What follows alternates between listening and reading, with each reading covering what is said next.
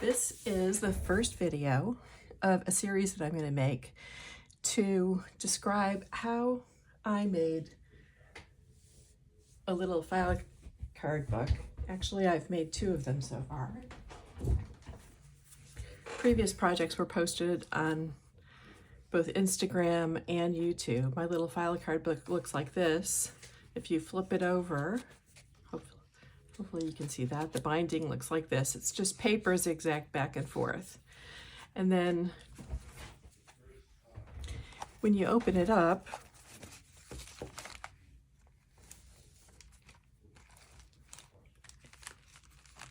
it looks like this. It looks like a bunch of little file cards in a file card drawer oriented on its side. And so what I'm going to show in this video is how to make this book.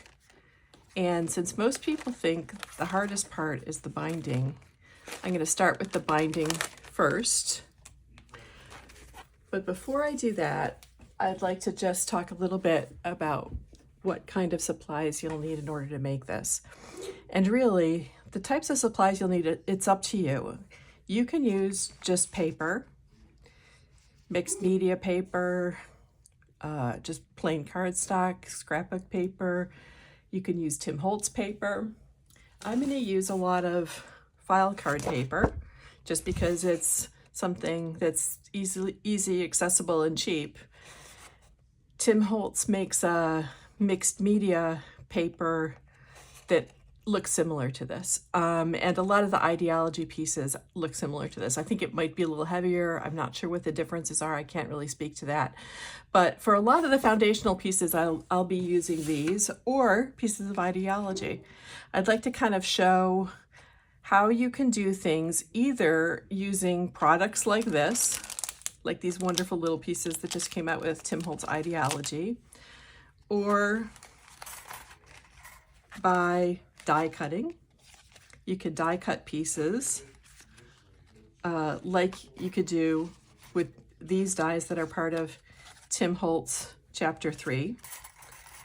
I have them because I do this a lot, but if you don't have these, don't worry. You don't need to have these. You can figure out how to make the pieces without having the dies, without having the ideology.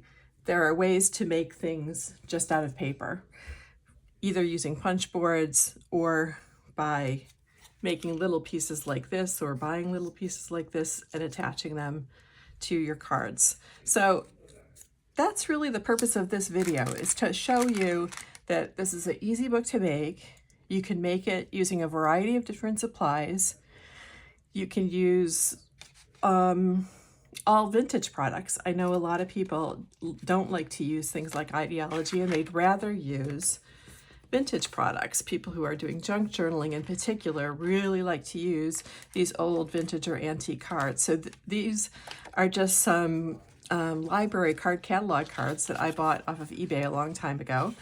I don't remember who I bought them for or where I bought them, but they were not very expensive and I got a big stack of them that will last a long time. So these make a wonderful base, and you can add these little tabs to them to give them some detail. And then you can stack other things on top of them. So these make a good base, or you can just, cut your base out of paper. I also tend to buy a lot of things like this little tag that you can buy cheaply in large quantities. Here it is what it looks like when you coffee dye it. So this plus some coffee dye, just let to dry, will look like that. These are another example of a little envelope that I bought cheaply. Again, it's so many years ago, I don't remember where, but I bought a bunch of them, so they'll last me forever. These little gift card envelopes, and Tim Holtz actually also has a new vault die to make this kind of a little envelope, and there's also one that was in the original dies to make this kind of envelope. I think that one was called Treat Bag or something like that. But these, I did the embossing on them, they just came brown. But for junk journals, I've embossed them in gold so that I can stick them on with other embellishments. There are all kinds of things like that that you can buy to make things easier. And really what your approach will be, you may already have an approach because you've done this a million times, but everybody thinks about these things differently. Some people just love to buy ideology and then to use them in different ways. Like I've used these pieces, these foundation pieces. Other people are purists and they just want to use vintage things. And so really there are several different approaches. So I'm going to use a variety of different types of supplies. I'm going to show you how to make it if you're the kind of person who loves ideology and you want to just throw this together. It's a really quick little book to make because all the pieces are cut out for you. If you've already invested in the chapter 3 dies, in my other file card books, I've used these slide frames quite a bit. Actually, this is a leftover from my butterfly book. I used little slide frames like this as my focal images, and they turned out really beautifully. I love them. These little envelopes from chapter 3 are smaller than what I've been able to do using my punch board. Again, they're similar in size, a little bit smaller than these ones that I have, but these make a really nice base for a focal image. So I've layered on my past file card book, I've layered this piece with these pieces so that usually with this sticking up like this. And that was a really easy way to make them. And you don't have to buy all 3 of the chapter 3 Tim Holtz dies in order to do this. You can just think about which pieces you're going to use and pick out which pieces you're going to use and just get that one die set. So a variety of different ways to make it. If all you have is paper, that works too. If you want to use really pretty scrapbook paper so that your make turns out to have really pretty colored backgrounds, that's a good idea too. So a lot of different ways to go at it. So I'm going to talk a little bit about focal images. For this project, I'm going to use 2 types of focal images. This is my first example, and this example uses a focal image that I made. Oops, I've got it clipped in there already. A focal image that I made using Tim Holtz. They're one of the recent releases of. Sorry, I got these mixed up. Tim Holtz Stampers Anonymous stamps. I've just stamped them in gray and then watercolored them. So both the little flower and the background to get my focal images. So I'm going to use this set of watercolor images. These are similar. I actually really love these. I made these using Alison Bomber stamps. Again, just stamping them in gray and then watercoloring. So that'll be one book that I'm going to do with these botanical images. And this is what they looked like just after I watercolored them. And then this is with a little bit of ink, and this is a little bit of ink, and then put inside of a little ideology folder. The other book that I'm going to make is going to use these birds as a focal image. And these are vintage collector's cards. These are trading cards that were originally in packages of tobacco. And there were 10 series of these birds. I think this is series number 10 that I have. It's probably an incomplete series because I didn't pay very much for it. Usually they're worth a little more if you get the complete series. But these are really beautiful little images. And they're not all that uncommon, so they're not dear. And whenever I attach something like this to a project, I always do it in a way where it doesn't harm the original image. I'm sure you can also get images like this in downloadable, printable packages. And another option, Tim Holtz Ideology has had birds like this in I think it was last year's release. I believe there were 3 birds like this. This is another little like book image that I have of birds. So this is of a scale that works really nicely for a file card book if you used a piece like this and you put it sideways and made it an index card like this. You could use these birds, lots of different ephemera to decorate the card, and that would be a beautiful focal image. So my second book will be something using this. I have not decided exactly what yet. I have not made a sample of this yet. You could also use like little vintage envelopes like these. These are just part of my stash of things. I bought a lot of watch parts on eBay a long time ago, and each one of these actually still has whole bunches of watch parts in them. Just to show you, oh, actually there's a package within a package. I love old packaging like this because here in this one little thing that I bought on eBay, I've got this gorgeous glycine envelope, which actually I think I might use for this project.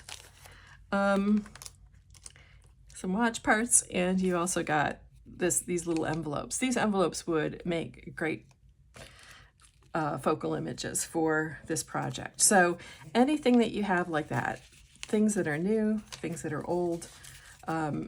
One idea that I had for one of the projects that I sort of have in progress where I'm using birds, I made a whole bunch of these little pieces where I attached Tim Holtz collage paper to linen. So the backing is linen and then collage paper and collage medium to put them down, and I could have eco-dyed my linen first if I wanted to get a sort of a brown background, but these would make beautiful focal images. So I guess the overall message is use what you have, use the materials that you love, and the pieces that I'm going to make throughout this video, you can achieve the same look in a lot of different ways. Oh, by the way, this is an antique glycine envelope. I didn't even know that that was in there when I put that out there, but I set these out so I could show you these, because these are glycine envelopes that are new. They look like this. Again, this is something that I've bought in quantity just because I use them all the time. And these are just Dunkin' coffee. And after the Dunkin' coffee, you get this beautiful wrinkly look and an aged look. You can add a little ink to that in addition, and it'll be really beautiful. So a lot of different ways of using old products, new products to get the same effect. I've got a bunch of other little things. If you follow me on Instagram, you might have seen projects that I made using these labels. I really love them. Another Tim Holtz Sizzix product where you cut these out and ink them in one step. And I make huge numbers of them all at once so that I can use them, and that's what it looks like when it's just watercolored and inked.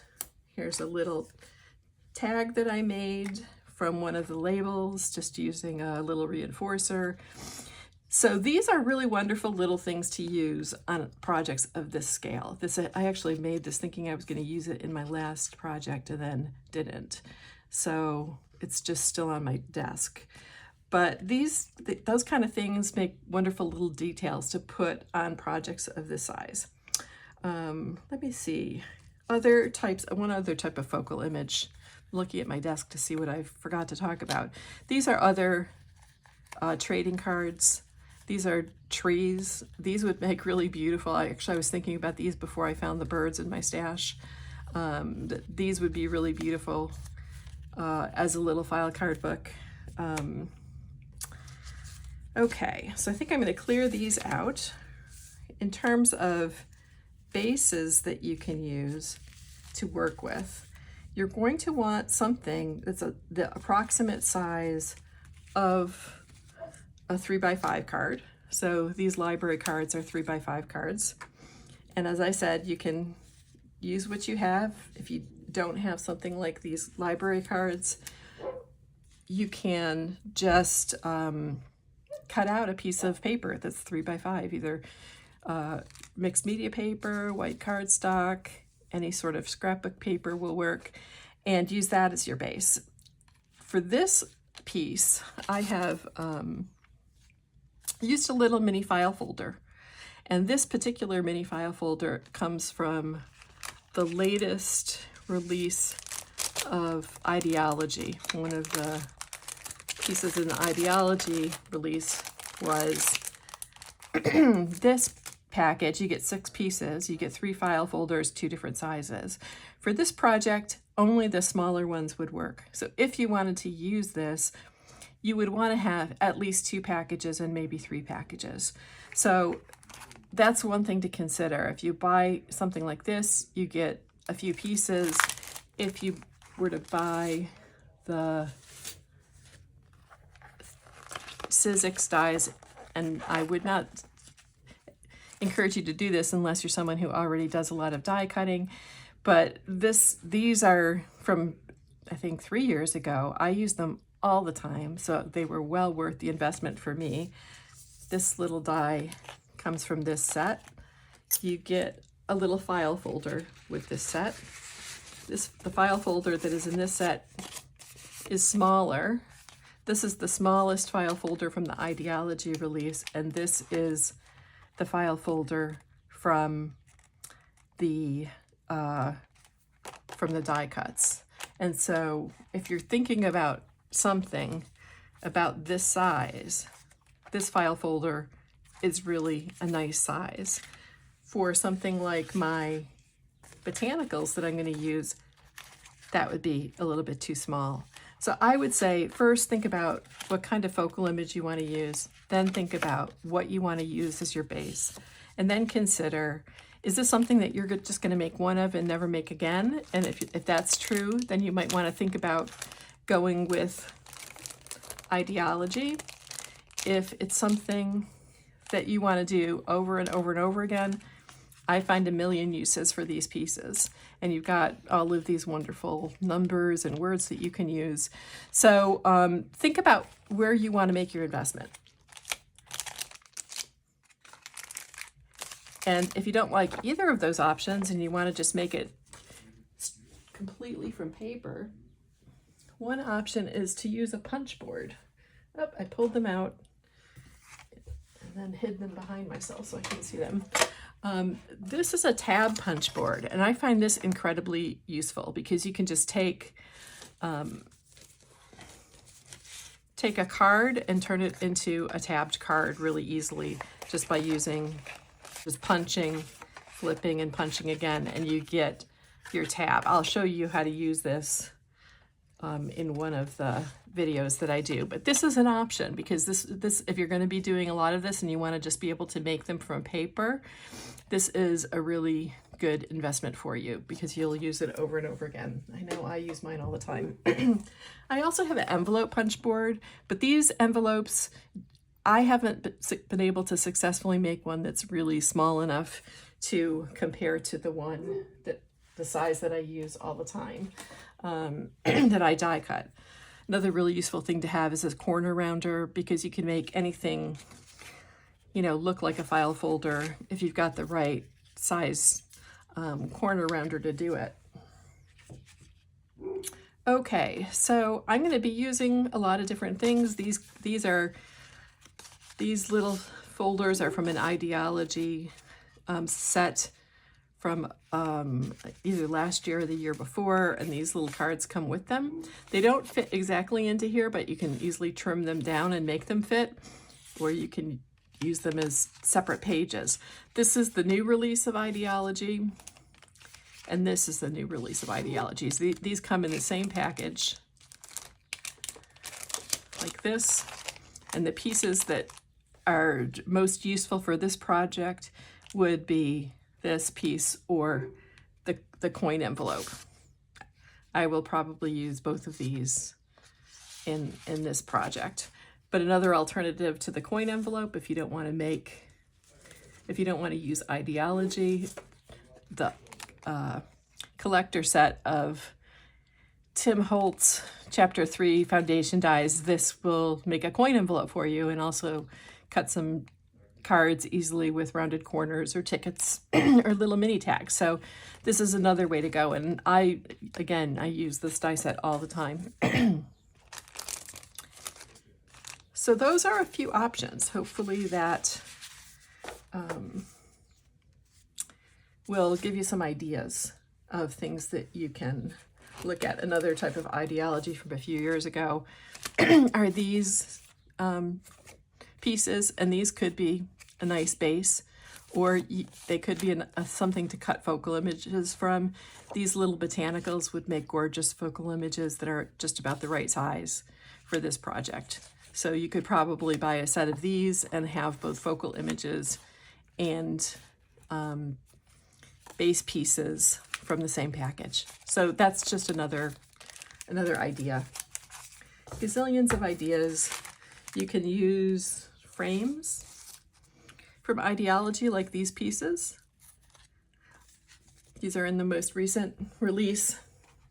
This is another style of frame, a little bit larger, might not be quite as useful. It's the same size as this. I think this is probably a better size for the file card book.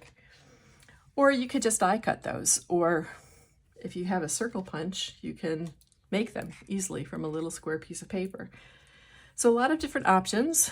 And next, I think I'm going to get down to showing you. By the way, you might have noticed that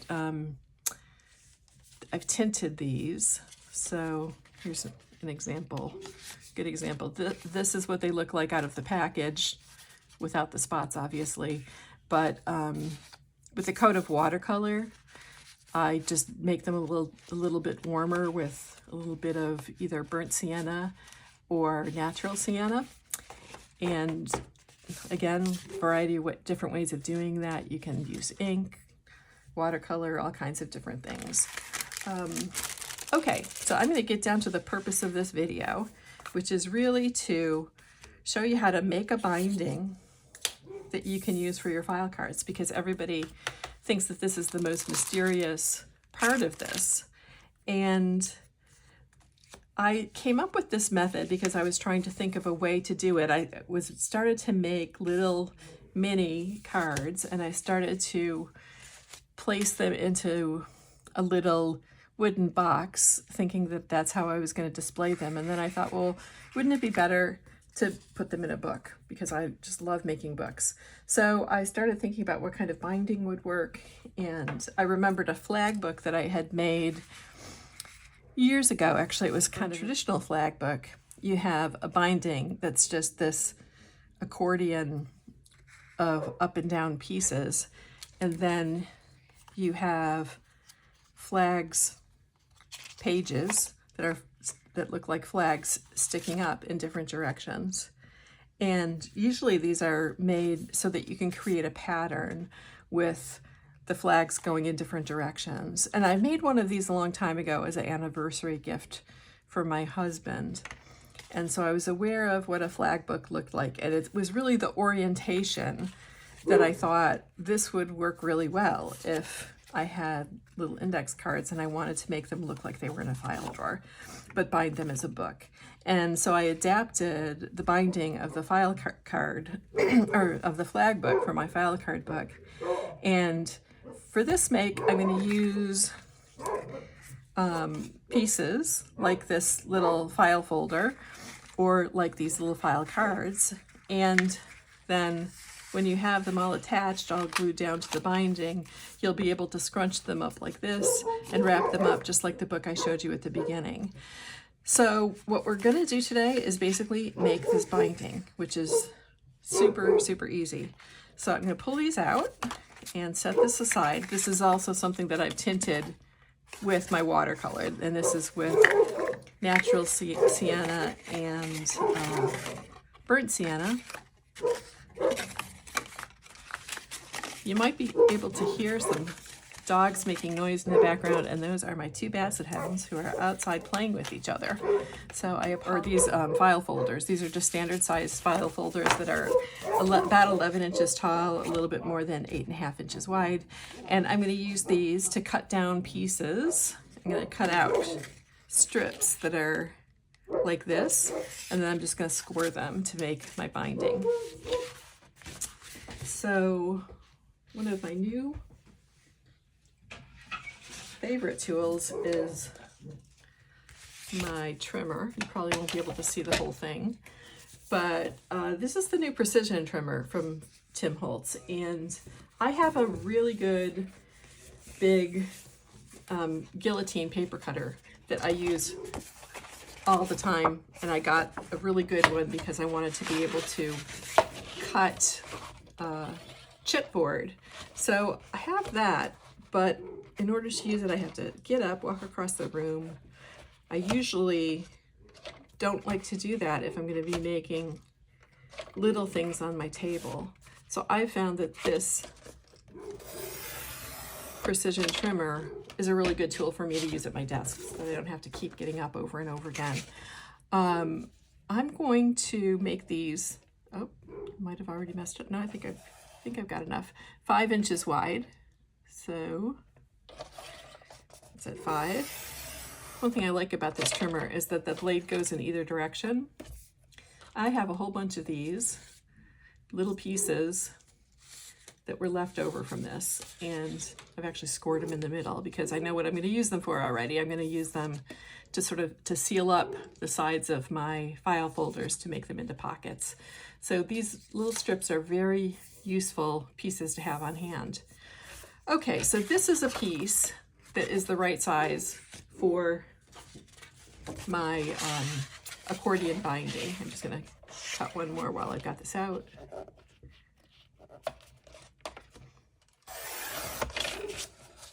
I'm just cutting this off. You could keep it in and just make it part of the design.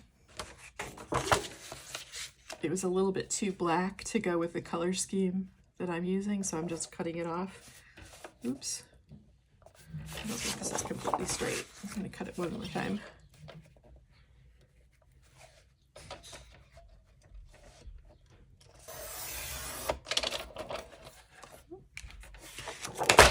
Oops.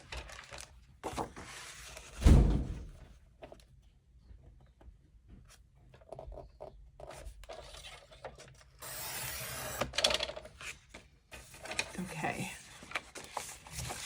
So I got 2 strips. So what I'm going to do is take this 4-inch strip and score it every 1.5 inches so that I get a piece of zigzag like this. Now you could do it so that you're scoring all on the same side, but just to protect my paper a little bit, I'm going to do it so that I'm scoring every other one on this side, and then I'm going to flip it over so that my score marks are going in the other direction. That's not really something that you have to do, but I want this binding to stay really rigid and sturdy because it's going to act as a binding. So I'm scoring at 1.5. I'm just going to make a little mark at 3, and then I'm going to score again at 4.5. And then I'm going to make another little mark at 6. And the only thing that's really fussy about this is just make sure you hold make sure your paper is cut perfectly square. Make sure that you hold it in the corner, and then I like to have this just to make sure that I'm scoring in exactly the right place. It just helps me judge that this is in the right place. And that's going to become important when I flip this over, because now I want to do these. I know I have a 12-inch or a 15-inch scoreboard somewhere, but I don't know where it is. So I'm using my small one because this is the one that I use regularly, scoreboard. It's a really useful thing to get. So this one is at 1.5. I'm going to score at 3.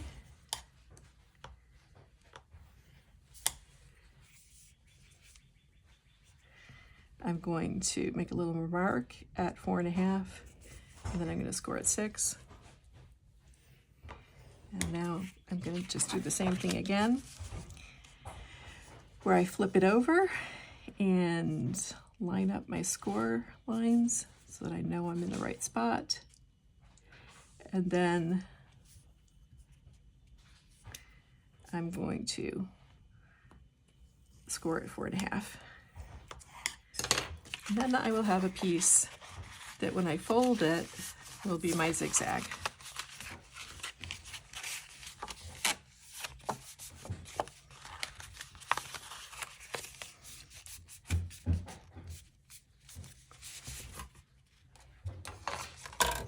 And just to give you a clue of how easy this is going to be to put together,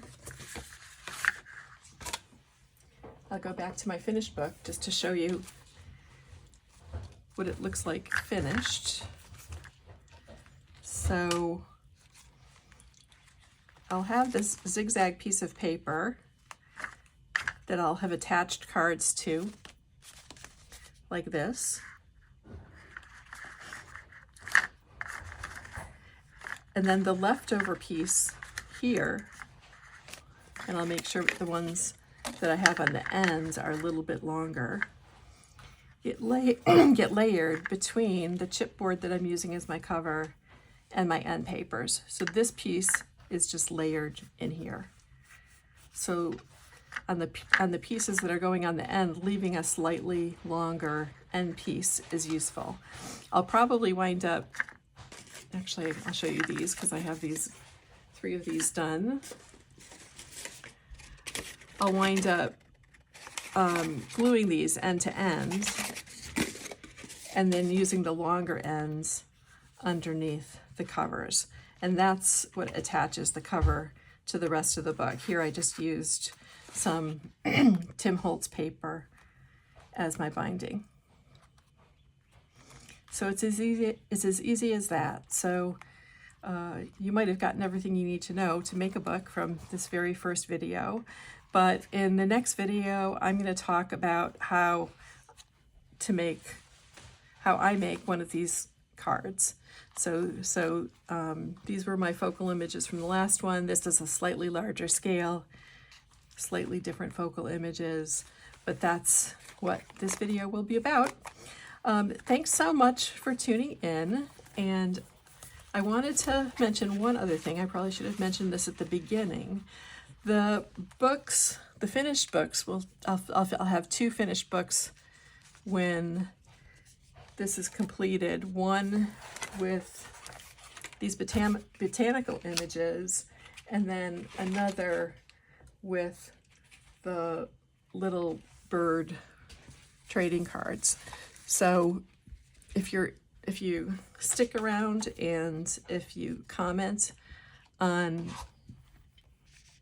the video so that I know that you are watching, your name will go into a drawing at the end, and I'll randomly choose 2 people to receive one of the 2 books. So I don't have very many followers right now, so if you're following, your chances of getting your name picked from the drawing are probably pretty high. Who knows, maybe by the end I'll have more. But I've had some people send me messages asking me if I sell my books because they wanted to see an example of it. So I thought, if you're really serious about doing this and you want to see one of my examples, I would give away the books that I'm making. So that's a little extra to go into it. I'll remind everybody of that in my next video too. So thanks so much for tuning in, and I look forward to seeing you in the next video.